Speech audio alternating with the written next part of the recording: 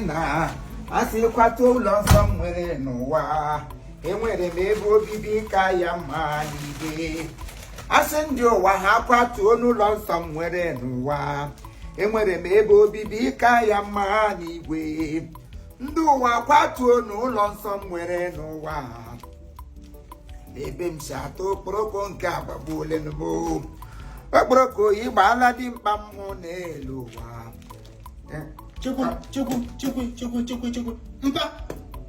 Mpa. Ọwụnụ. Orole nkota, okporoko mmadụ oshofe. Onye bụ mmadụ dị eshofe. Onye bụ okporoko mmadụ eshofe. Mmadụ ọmụ ihe mmadụ ọsụtali okporoko. Okporoko na-eweta ya na mmadụ ewe arịa. Otu okporoko dị shiri kpọnkọ, weta nne gị shiri kpọnkọ. Agakwala anwakwala nwa iwe nọkwa n'obi. Ejikwa okporoko apịa ụta. Nke ego na-ekwurịtakwa ala ya. Ọkụ okwu ka ị na-achọ ihe ahụ. Hapụkwa m o. I'm not smiling, I'm not the laugh. Ole ihe gara na kitchen buru okporoko. Ele ihe m ji gara aga na kitchen. Nwaanyị azụrụ okporoko nụ. Ezinne Grace Osagwu. Bi na USA. Grace nwụtụrụ. Grace nwụrụ. Nwaanyị anyị zụrụ okporoko nụ 4 years ago. Okporoko na-anọ na more than 4 years na kitchen nka.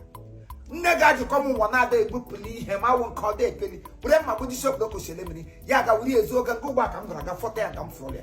A na-eji ahịa ya agashi na burial Grace. Si ya okporoko na Grace wụ nne Chibụzọ Osuabụ ọpara Mbaise ọpara ukwu ihe na-akpa na Amerịka ebe ha bịa ọpara Mbaise ka ụzọ adị ya nwaanyị wụzi lọlọ Osaka adị ya nwaanyị ma wee akpọfesikwa na ụmụnne niile ha yi ise kọwa isii nne ha mụ ka ya tụtụgide ha tụtụgide ha ototo abụọ ha niile all of them move them over to USA ha niile ebiri ebe bụrụkwa nne ha mgbe Grace na di ya nọ na-ere provision n'akụkụ Mbaise primary school elu onye na-agbada onye ha Mbaise primary school ọwụrụ nga m nọ ga school Gradugo Grace ka ya ka mpa m na-alụ Grace na anakọ gị Grace nụ nwere ihe ka ya na-amụ mpa m nzuzo ezuzo anụ ọjọọ ede gaga lọrọ erie o jiri nwede mpakọshọn ọsị ihe gburu ya ọwụ ọnwụ and ọnwụ ya dịkwa ọnwụ lokal na foreign cup n'obodo oyibo ka ọ nọ nwe ekwere ka a ga-esi ebulata yes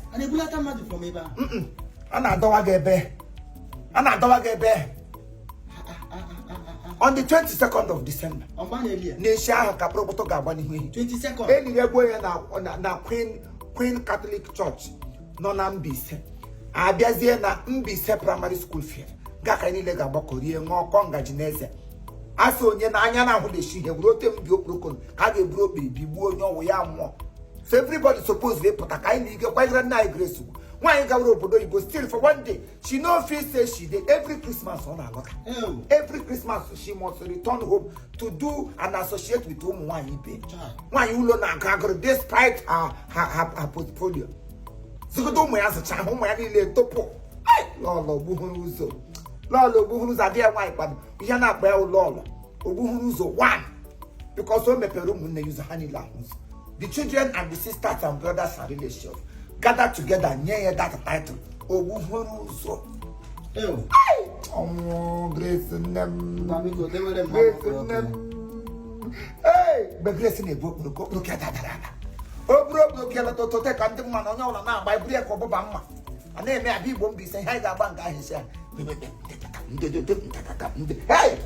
ihe m ga-agba esi ihe Grace ekele dịrị Chineke na ị nwere ezigbo ọnwụ iwu jisedo ọnwụ oyi ọnwụ gị nwụ in the Lord friends and well wishers ndị ihe ọma na-adị mma ibi na California ibi na California ibi na Texas ibi na USA ebe ọbụla ibi ha na ma Mbaise na ụlọ